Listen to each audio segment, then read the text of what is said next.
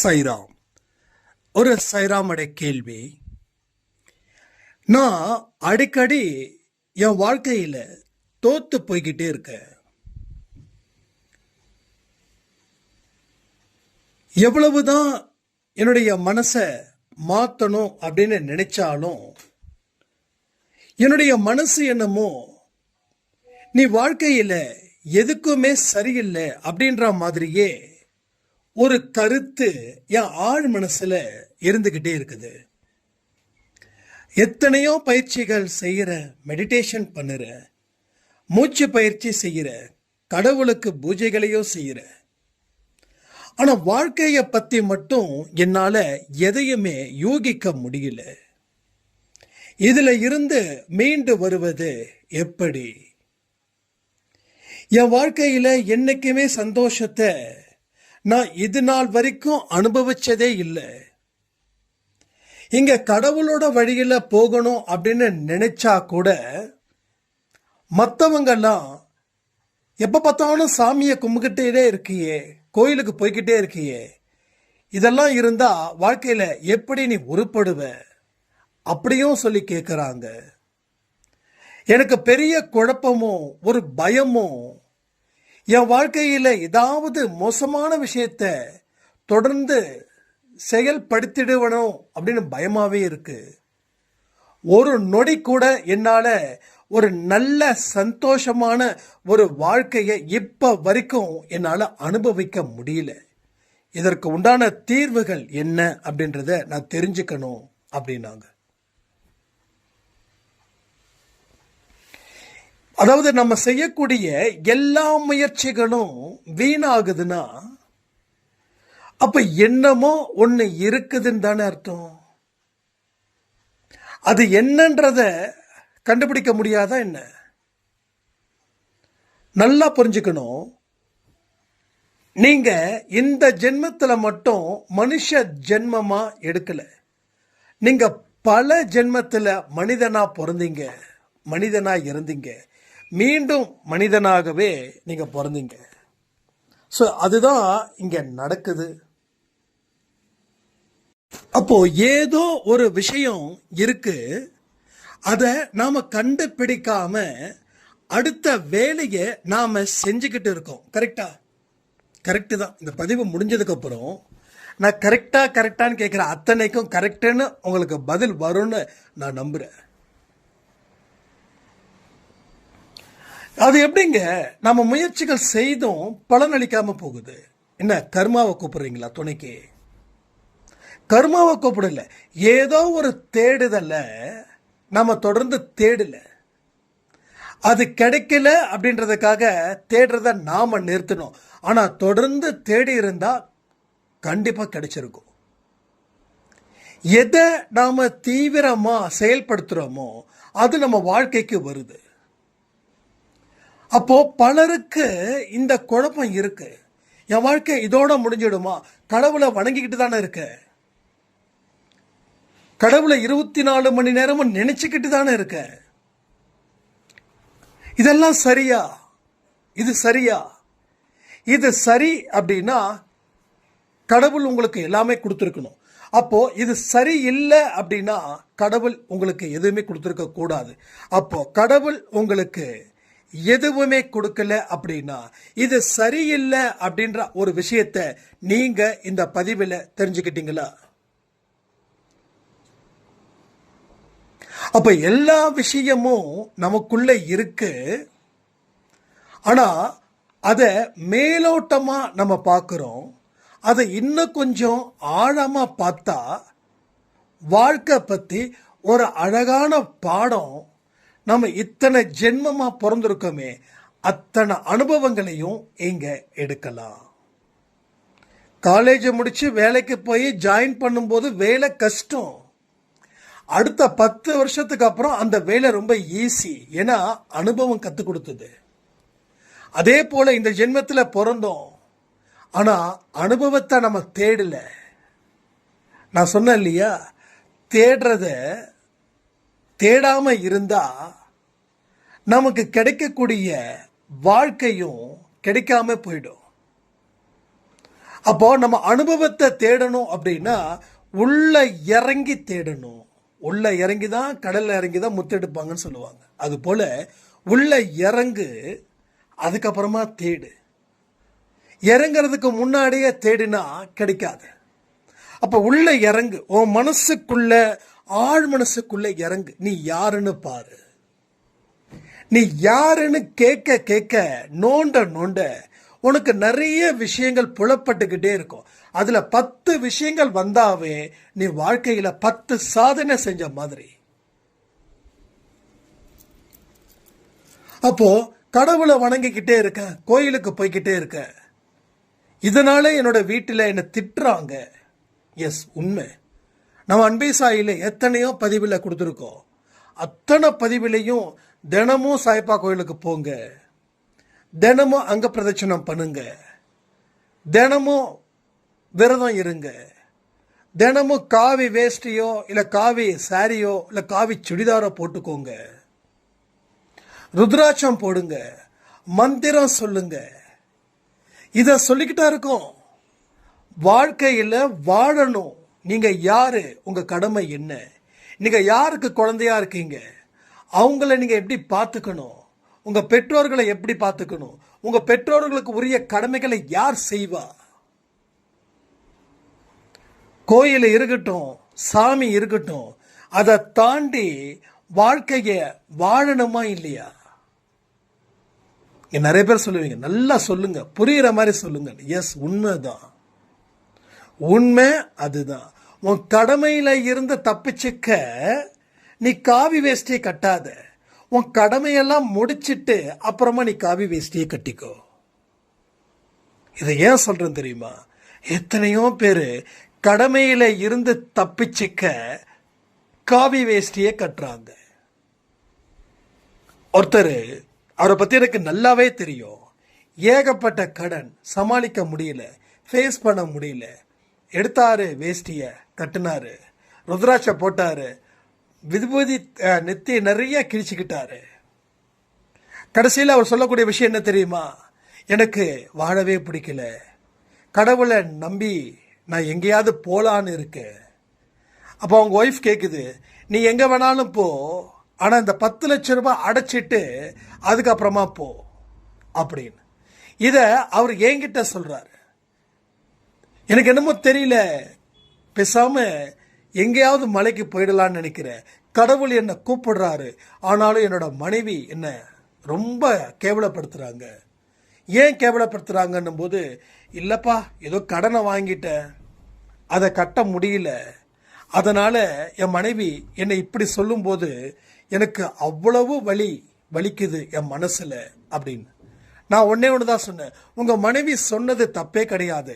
கடன் இருக்கிறதால வேஷ்டி கட்டுறீங்க, கடன் இல்லைன்னா காவி வேஷ்டியை கட்டுவீங்களா அப்படின்னும் போது மழுப்பலான பதில்கள் நிறைய வந்தது. ஆனா மறுபடியும் ஒரு நாள் வந்து சொன்னாரு பாருங்க, அதுதான் நீங்க சொன்னது கரெக்டு, கடனால தான் தப்பிக்கிறதுக்கு தான் நான் இந்த வழியை தேர்ந்தெடுத்தேன். இப்போ நான் வேலைக்கு போறேன், கொஞ்சம் கொஞ்சமா கடனை அடைக்கிறேன்னு சொன்னேன். இப்போ சந்தோஷமா இருக்குது. ஏன்னா கடவுள் உன்னோட கடமையெல்லாம் முடிச்சிட்டு அப்புறமா என்னை பாருன்னு தான் சொல்றாரே தவிர என்ன பாரு உன் கடமையை செய்யாதுன்னு எந்த கடவுளும் சொல்லல. மனுஷன் தன்னுடைய கடமையில இருந்து தப்பிச்சுக்கத்தான் இந்த வேஷத்தை அவன் போட்டுக்கிட்டே இருக்கான். புரியுதா உங்களுக்கு? அப்போ என்னோட வாழ்க்கையில தொடர்ந்து தோல்விகள் வருதே அப்படின்றதுக்கு காரணம், எதை சாப்பிட்டா பித்தம் தீருன்னு சொல்லி பித்தம் அதிகமா இருக்கிறதையே சாப்பிட்டு சாப்பிட்டு இருக்கிறது போல உங்க வாழ்க்கையில உங்க கடமைகளை செய்யாம தப்பிப்பதற்காக நீங்க இந்த வேலைகளை செய்யறீங்கன்றது தான் உண்மையான விஷயம். இப்போ உங்களுக்கு தெரியலனாலும் நீங்க ஒரு 10 நாள் எடுத்துக்கோங்க, தினமும் நான் சொன்னதை யோசிச்சு பாருங்க, உங்களுக்கு சட்டுன்னு ஒரு புத்தி வரும். இதயத்துல ஒரு குத்தும், இதுதான் சரி, நாம தப்பு பண்ணிட்டோம் அப்படின்னு. என்னைக்கு நீங்க கடவுளை மனசுல வச்சுக்கிட்டு உங்க கடமைகளை செய்றீங்களோ அன்னைக்கு உங்களுக்கு எல்லாமும் கிடைக்கும், எல்லாமே கிடைக்கும். பகவத்கீதையில கர்மனா என்ன செயல்? நம்ம கர்மானா ஏதோ மந்திரம்னு நினைச்சுக்கிட்டு இருக்கோம், இல்ல தந்திரம்னு நினைச்சுக்கிட்டு இருக்கோம். கர்மான்றது செயல். கர்ம யோகினா செயல் புரிபவன். ஒவ்வொரு மனுஷனும் செயல் புரிஞ்சுக்கிட்டே இருக்கான். மூச்சு விடுவது கூட ஒரு செயல், பார்ப்பது கூட ஒரு செயல். ஸோ எல்லாமே இங்க செயல் தான். செயல் தான் உங்களை தீர்மானிக்குது. உங்க எண்ணங்கள் உங்க வாழ்க்கையை எப்படி வளப்படுத்துதோ அதே போல செயல் தான் கர்மா, கர்மா தான் செயல். அப்ப செயல் புரிபவன் வாழ்க்கையில கர்மாக்களில் இருந்து தப்பிக்கிறான், பலகீனமான கர்மாக்களில் இருந்து தப்பிக்கிறான். நல்லா வேலை செய்யறவன் முதலாளி அவனை விடவே மாட்டான். ஆனா சோம்பேறிங்கள முதலாளி திட்டுன்னு திட்டுவான். சோம்பேறிங்க எந்த இடத்துல ஒரு இடத்துல நிற்க மாட்டாங்க. சோம்பேறிகள் சட்டம் பேசுபவர்களாக இருப்பாங்க, தத்துவம் பேசுபவர்களாக இருப்பாங்க. தன்னுடைய பழிய தன்னால முடியலனாலும் அடுத்தவங்க மேல பழிய சமத்துக்கிட்டு ஹாயா ஜாலியா உட்காந்துட்டு இருக்கக்கூடியவங்களும் இருப்பாங்க. புரியுதா உங்களுக்கு? நம்மளை வேணும் அப்படின்னு சொல்லி ஒருத்தர் விரும்புறான் அப்படின்னா நம்மளுடைய செயல் அந்த அளவுக்கு இருக்குதுன்னு அர்த்தம். இங்க புத்திசாலிங்க தோற்பதே இல்லை. புத்திசாலிங்க தோற்பது இல்லை. இங்க புத்திசாலிங்க தோத்து பார்த்திருக்கீங்க? புத்திசாலிகள் தோற்பது இல்லை, சுறுசுறுப்பானவர்கள் தோற்பது இல்லை, அறிவை பயன்படுத்தி வாழ்றவங்களும் தோற்பது இல்லை. அப்ப யாரு தோற்கிறாங்கன்னா அதை வாயால சொல்ல மாட்டேன். நாம தோக்குறோன்னா நமக்கு இந்த மூணுல ஏதோ ஒண்ணு இல்லைன்னு அர்த்தம். அது இல்லைன்னா கூட நம்ம சரி பண்ணிக்கலாம். ஏன்னா நம்ம கிட்ட இல்லாதத நான் சொல்லல, இருக்கிறத தான் நான் சொல்லிக்கிட்டு இருக்கேன். இல்லாததை நான் சொல்லல, நம்ம கிட்ட இருக்கு, அறிவை பயன்படுத்தல. நம்ம சுறுசுறுப்பானவர்கள் தான், ஆனா சோம்பேறித்தனத்துக்கு இடத்தை கொடுத்துட்டோம். நம்ம செயலை செய்து அதுல சந்தோஷம் அடைபவர்கள் தான், ஆனா அடுத்தவனை குறை சொல்லி அதுல நம்ம சந்தோஷத்தை அடைஞ்சிட்டோம். எல்லாமே இது சரின்னு படுது, அதனால உங்களுக்கு கரெக்டா இருக்குது. ஒரு நாள் நீ பண்ணது தப்புன்னும் போது வாழ்க்கை உனக்கு ஒரு பெரிய பாடத்தை போதிக்கும். அந்த பாடத்தை ஒரு ஒரு பக்கமா படிக்க படிக்க உன் வயிற்றுல புளிய கரைக்கும். இப்ப நம்ம சொல்றாங்க இல்லையா, நான் எல்லா முயற்சிகளும் எடுத்தேன், ஆனா எந்த முயற்சிகளிலும் என்னால வாழ முடியல அப்படின்னா அதுக்கு மீனிங் என்ன? ஒரே மீனிங் தான். நம்ம வாழ்க்கையில நாம எதை செய்யணும் அப்படின்றத இந்த நிமிஷம் வரைக்கும் யோசிக்கல. நாம யோசிச்சது அத்தனையும் தப்பான வாழ்க்கைய வாழ்றதுக்கு போயிடுச்சே தவிர ஒரு சரியான வாழ்க்கைய வாழல. கடவுளுக்காக 1 மணி நேரம் செலவு செய்தா போதுங்க. Just 1 hour. 24 மணி நேரத்துல 1 மணி நேரம் நீங்க மனதார இருங்க. அதுல 1 நிமிஷம் மனதார நீங்க ப்ரே பண்ணாவே போதும். 1 hour இருக்கணும், அந்த 1 நிமிஷம் அவர்கிட்ட நீங்க பேசிட்டா போதும். அப்போ அந்த 1 நிமிஷம் கூட நம்ம மனசுல அவ்வளவு அலைப்பாஞ்சிக்கிட்டே இருக்குது. இதை செஞ்சிருக்கலாமா, அதை செஞ்சிருக்கலாமா, தியானத்தை சரியா செய்யறோமா? எத்தனை பேருக்கு தியானத்தை ஈஸியா செய்ய முடியுது? நான் சொல்றது ஈஸி அப்படின்னா தியானம் செய்யும் போது எந்த சிந்தனைகளும் இல்லாமல் எத்தனை பேருக்கு அந்த 20 நிமிஷத்தை முடிக்கிறீங்கன்னு கேட்கிறேன். அப்போ 1 நிமிஷம் 2 நிமிஷம் வந்தாலே பெரிய விஷயமா இருக்குது. அப்போ மனசுல அவ்வளோ ஒரு சந்தை கடை மாதிரி ஆயிடுச்சு. ஒரு சந்தைக்கு போனா எப்படிப்பட்ட ஒரு சத்தம் வந்துகிட்டே இருக்குமோ அது மாதிரி சத்தம் 10 மடங்கு இல்லை 1000 மடங்கு நம்ம மனசுக்குள்ள வந்து வந்து வந்து வந்து வந்து போகுது. அப்படி 1 மணி நேரத்தை ஒதுக்கு, மீதி 23 மணி நேரத்தை என்ன செய்யணும்னு சொல்லி தீர்மானி. வாழ்க்கையில சந்தோஷமான பக்கத்தை தேடணும்னா துக்கமான இடத்துல இருந்து வெளியில வா. உனக்கு சந்தோஷமான இடத்துக்கு உள்ள வந்தா சந்தோஷம் கிடைக்கும், அமைதி கிடைக்கும், நிம்மதி கிடைக்கும். நான் பல பதிவுல சொல்லியிருக்கக்கூடிய ஒரே விஷயம், அமைதி இல்லை என்றால் நாம இல்லை. மனசுல அமைதி இல்லைன்னா நாம இல்லை. யாராவது ஏதாவது சொல்லிட்டாங்கன்னா நம்ம மனசு ஏன் பெரிய போர்க்களமா மாறுது? இப்ப நீங்க என்ன ஒரு இடத்துல குற்றம் சாட்டுறீங்கன்னு வச்சுக்கோங்க, நான் பொங்கிட்டேன் அப்படின்னா எனக்கு லாஸ். நீங்கள் சொல்லக்கூடிய குற்றம் உண்மையாக இருந்துச்சுன்னா கடவுள் எனக்கு ஒரு படிப்பை சொல்லி கொடுக்குறாருன்னு அர்த்தம். அந்த படிப்பை இவங்க மூலமாக சொல்லி கொடுக்குறாங்கன்னும் போது என் மீது குற்றம் சுமத்துபவர்கள் எனக்கு தெய்வத்துக்கு சமமானவர்கள்.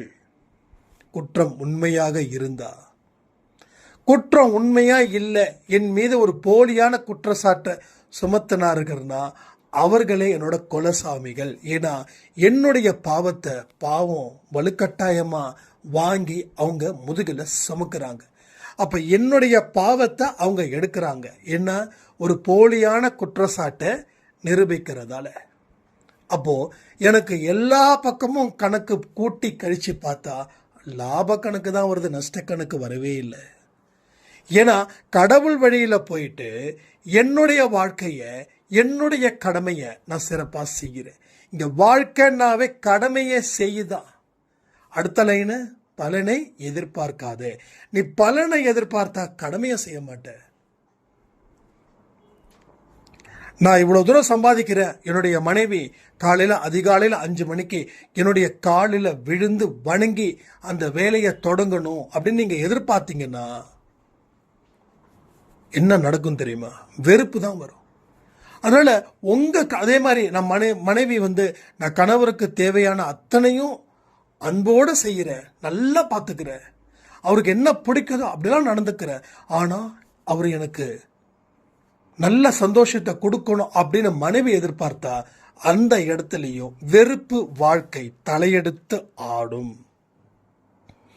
வெறுப்பு வாழ்க்கை தலையெடுத்து ஆடும்.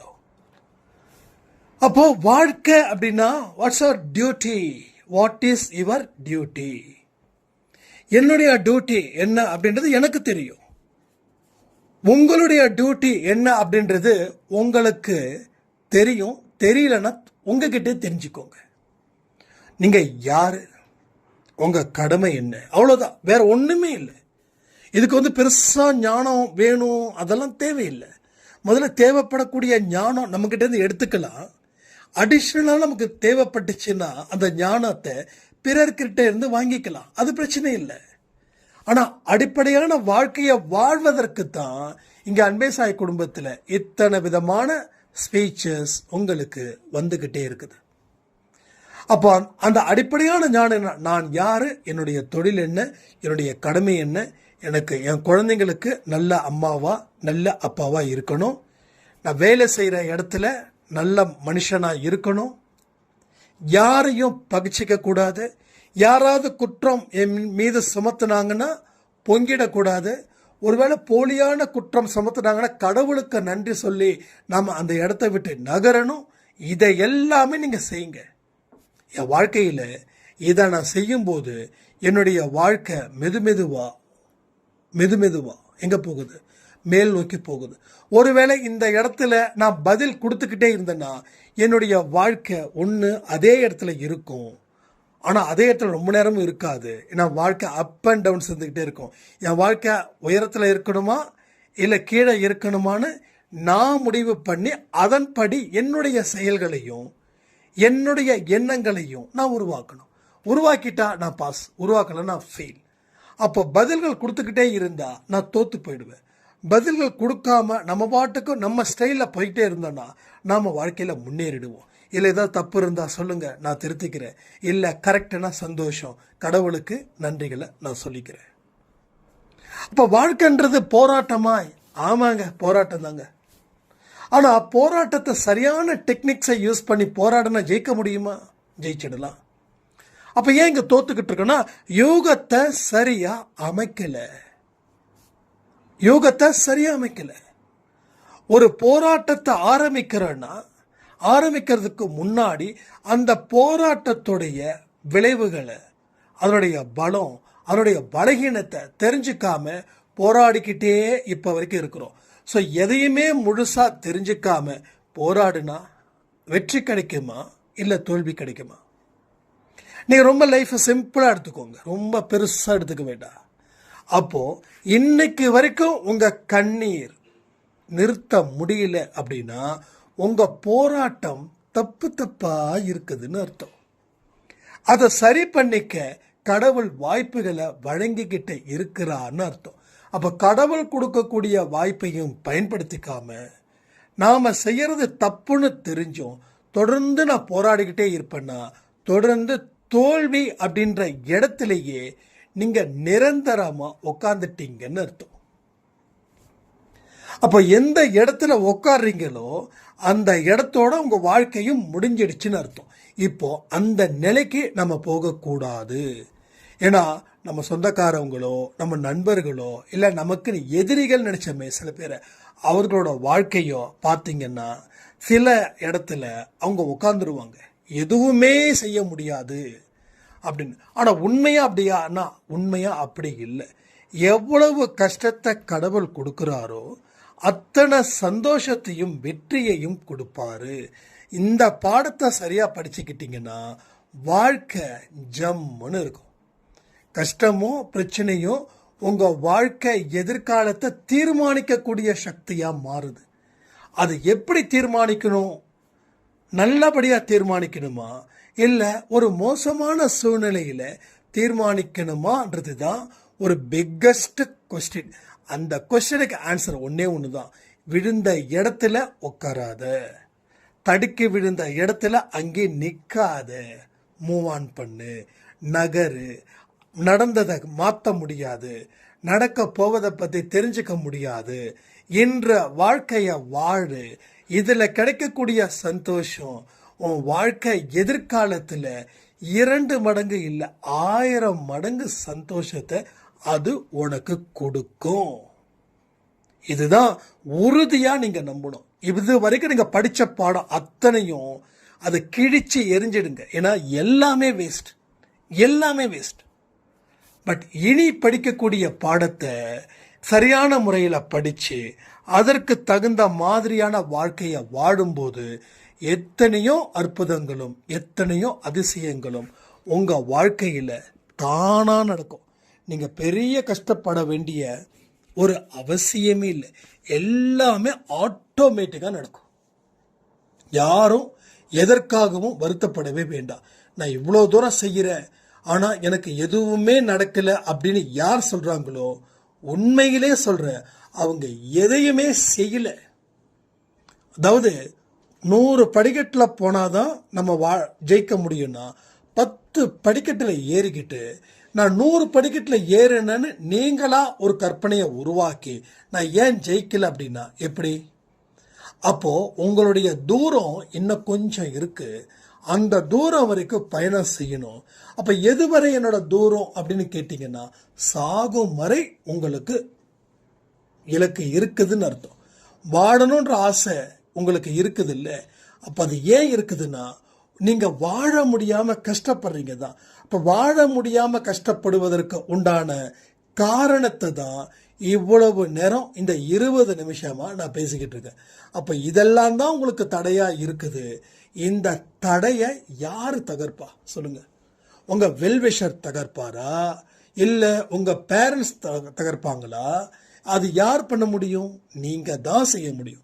அந்த தடைய அகற்றினா வாழ்க்கையில சந்தோஷம் கிடைக்கும்.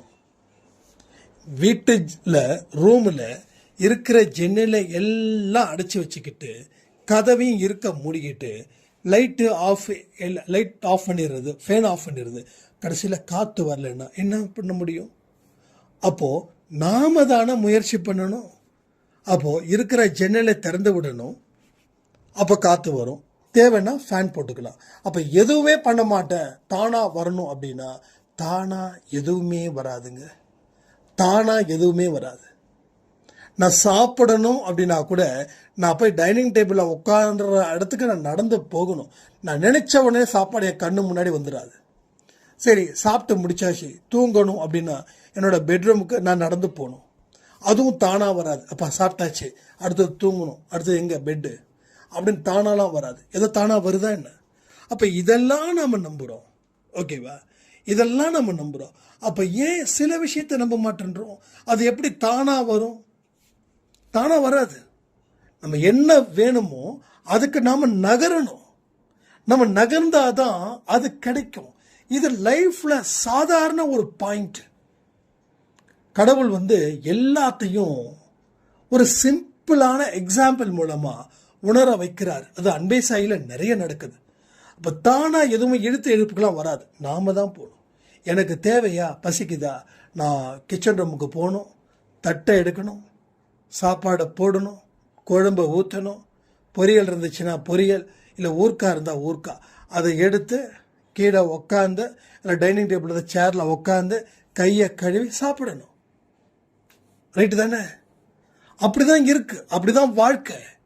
அப்போ தானாக எதுவுமே செஞ்சிட முடியாது.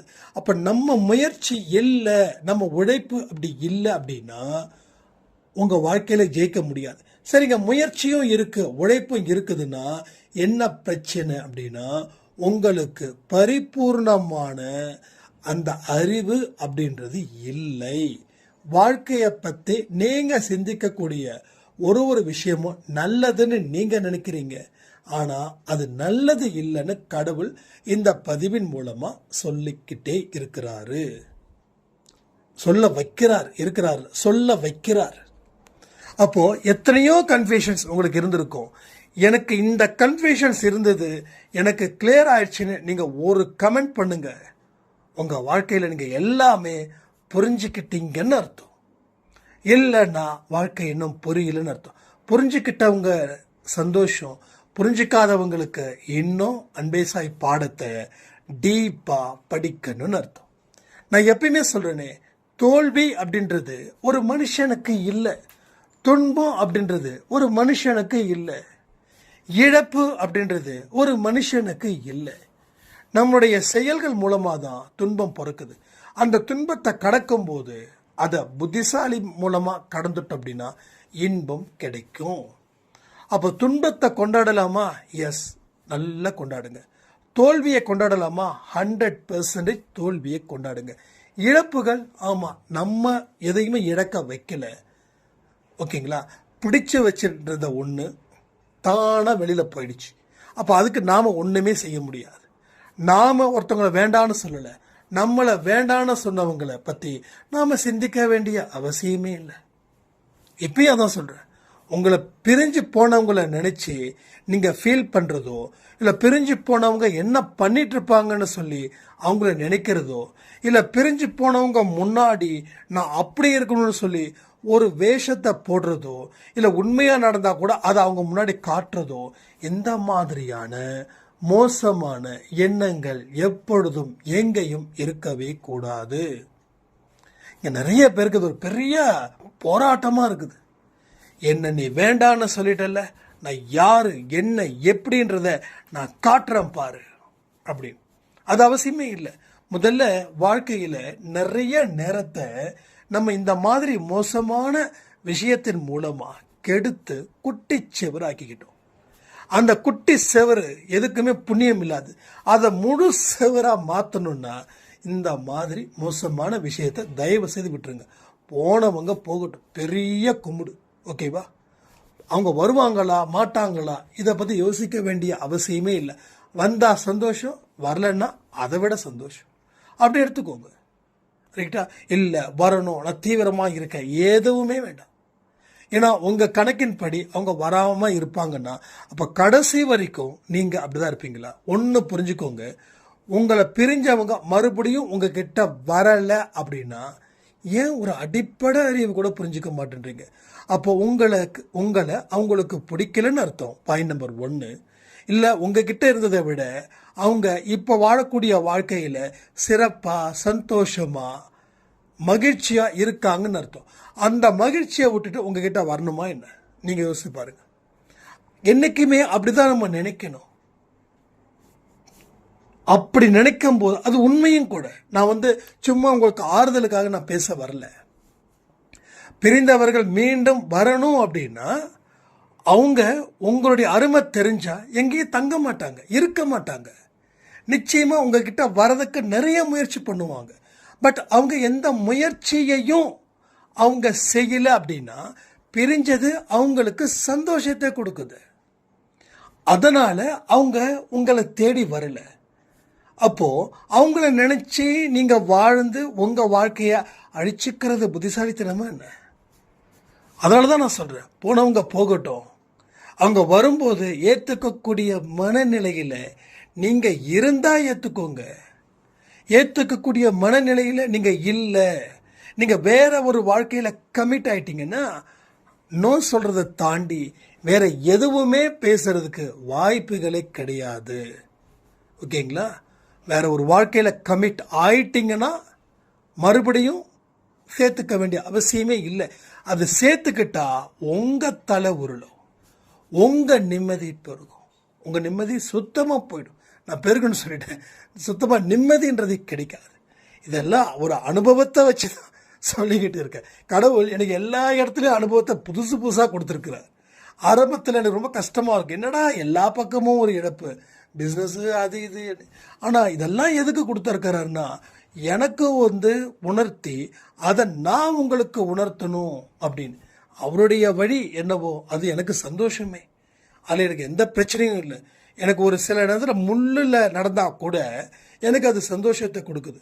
ஸோ முள்ளில் நடக்கும்போதே சந்தோஷத்தை கொடுக்குதுன்னா ஒரு மலர் மீது நடக்கும்போது எனக்கு என்ன முள்ளா குத்த போகுது? ஸோ வாழ்க்கைன்றது எவ்வளவுக்கு எவ்வளோ கடினமாக இருந்தாலுமே சரி, அது நம்ம வாழ்க்கையில் மிகப்பெரிய சந்தோஷத்தை ஏற்படுத்தும்னு சொல்லி இந்த பதிவை நான் முடிக்கிறேன். ஜெய் சாய்ராம்.